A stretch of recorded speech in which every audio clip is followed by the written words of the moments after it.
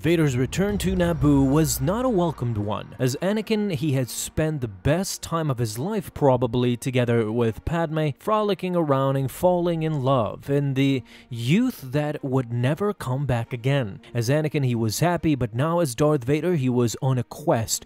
He wanted to find out what had happened to Padme Amidala, and that's what we covered in the previous video talking about issue number 3, of course, of the Darth Vader series that is ongoing right now. Thank the maker, the series started again because it was on delay for about a couple of months there, but now we see a fascinating new issue that gave us some things I never thought we would find out, and that is Padme's involvement with Anakin's mother, but more so again, a shrine that told us more about Vader and what he hated as Anakin. What he hated, some small things that he loved. We get an appearance from Jar Jar as well, and I think many people kind of missed this when reading this comic issue, and we will go through that again in this video. As touched upon previously, Sabé, the fake Padme that Vader mistook her for, both of them traveled to Naboo on a place where Vader had been together with Padme in one of her homes. There she was reacquainted with two of her servers, Typho and Tora, leading to a new passageway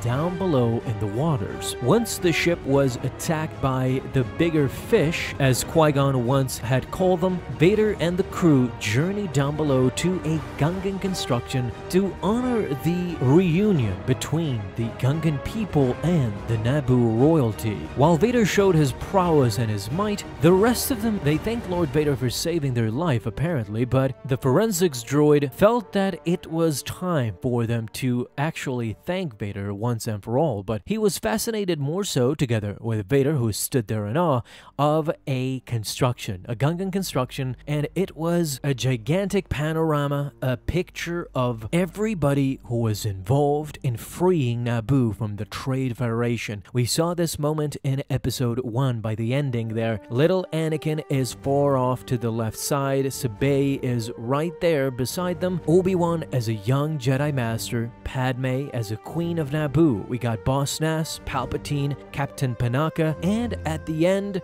we get to see Jar Jar again. Jar Jar Binks was a Bombad general that was assigned by Boss Nass himself, and Darth Vader got to see Jar Jar for once again in his life. Zed went on to explain to Vader that this was an apparent tribute to the alliance Padme formed in the wake of the Trade Federation invasion. Of course, Vader knew everybody involved in this tribute. Jar Jar and Anakin had spent time on the royal ship that Padme possessed, and while many found Jar Jar annoying, I don't think Anakin ever expressed his annoyance with Jar Jar, not once. But the fascinating thing about this issue, as I said previously, is that it gave us a lot of things that I never thought we would see again, and this was Vader's reaction to seeing Jar Jar again. Vader reacted very strongly, not only to Jar Jar in this tribute, but to Padme, Obi-Wan, and little Anakin, the one-time wide-eyed boy that was ultimately killed by Vader.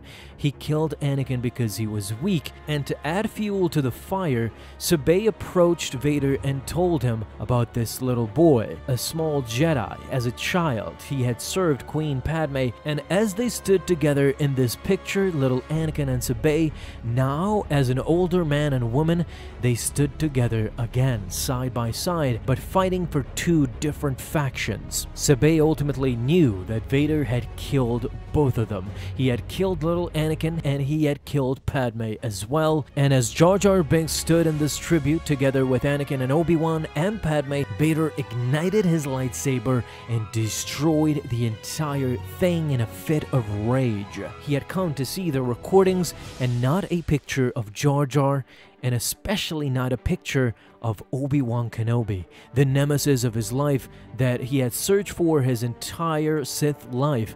Once he found him, he thought he had killed him, but Obi-Wan again played a trolling trick on Vader and Palpatine the Sith alike. He had vanished into a Force ghost before Darth Vader could ever strike them. I think I talked about this in a previous video a long time ago, but I might delve into that topic again. You see, Darth Vader did not really kill Obi-Wan at that moment, and Canon does dive a bit into that issue. Legends talks about how Obi-Wan vanished before Darth Vader could ever kill him. And these are the tall tales of Vader. The anger fits that he had ultimately drove him insane in a lot of places. For those who missed the previous video, I'll quickly play what happened in that video as well, so that you guys can know the full picture. Vader finally has had enough, and he demanded to see the recordings. Captain Tora wasted no time in pulling out the recordings, and with Zed decompressing the entire thing, it showed a room where a young Sabé is talking to many of her companions. This again fooled Vader, who thought she was Padme, but the droid quickly told Vader that this was not actually Padme. He was not watching the love of his life as a young woman,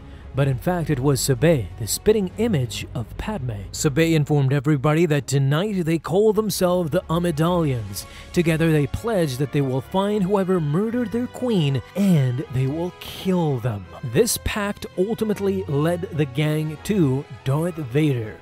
They had manipulated him up until this point, and once Vader demanded that they explain themselves, it was fairly easy. Gregor Typho told Vader that the last time they saw Padme, she was heading to Mustafar to find Skywalker. Years later, they learned that Mustafar was his domain, meaning Vader. Sabé accused Vader of killing both of them, killing Padme and killing Anakin as well. Vader stood silent, but for a second, he pulled out his lightsaber, ignited it, and told them that he indeed did kill them both.